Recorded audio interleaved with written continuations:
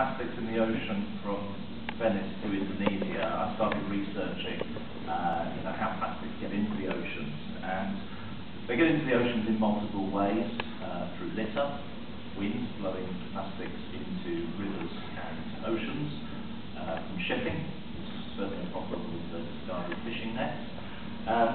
However, several studies around the world which are well published, and two of which are on the website for this reading list, point to the fact that the overwhelming source of plastics getting into the ocean are 10 rivers in the world. 8 of them are in Asia and 2 of them in Africa. Indeed, one of the studies on the website estimates that between 88 and 95% of the plastics that get into the ocean does so from those 10 rivers. Now, why is that important? Firstly, because those parts of the world are areas which are very undeveloped and have poor waste management systems. So I think there's an argument there for development of improving waste management systems. I agree with James about that. Where I disagree with James is that the problem can be resolved in Asia and Africa. Because actually, if we look at the source of a lot of those plastics, they are being exported from the EU, the US, Japan and Australia to those parts of the world. It was previously China that was overwhelmingly importing plastics for so-called recycling. However, that has now shifted because since the beginning of this year, China has banned the import of 24 types of different waste, including plastics. And increasingly now those plastics are going to countries like Vietnam, Malaysia and Indonesia that used to do a lot of the sorting of plastics before they went to be recycled in China. So the problem's become displaced. However, the EU has been historically the largest exporter of plastics to China, with 3 million tonnes a year. UK exports of plastics have doubled in the last decade. And what is happening to a lot of those plastics? When you read through the literature on plastics, we realise that it's a very big business. The EU, other countries and governments need to meet targets on recycling. Some of those plastics are directly being dumped in the sea to avoid docking and landfill fees. Some of those plastics are being burned in the open air. And it's estimated that just in China, 20% of plastics exported to China end up in the sea. So I think we have a real problem within the developed world, and particularly if we focus on Europe, given that's where we all are, and given that Europe is the main exporter of plastics in the world.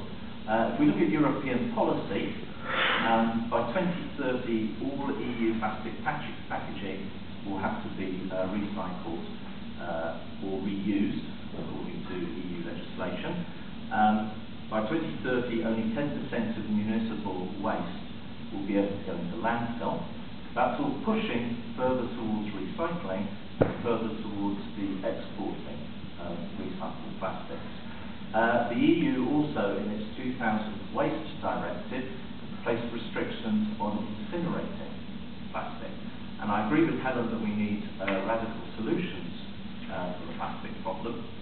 And indeed, I think incineration needs to be a big part of the problem, a big part of the solution within the developed world.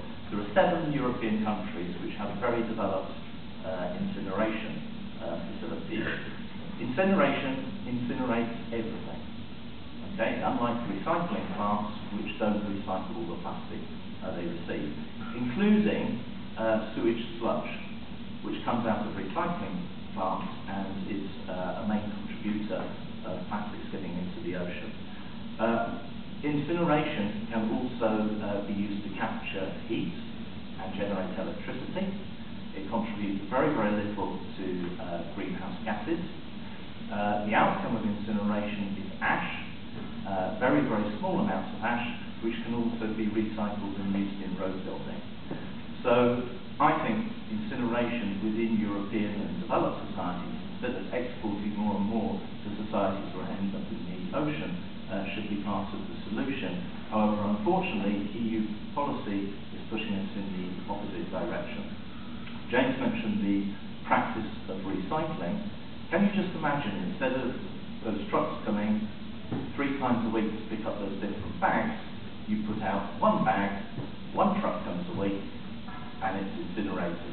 Now, I'm not saying it will be the same solution for every society, and I think landfill should still play an important part. It will vary from country to country, but since the ban placed by China at the beginning of this year, we've seen the piling up of plastics.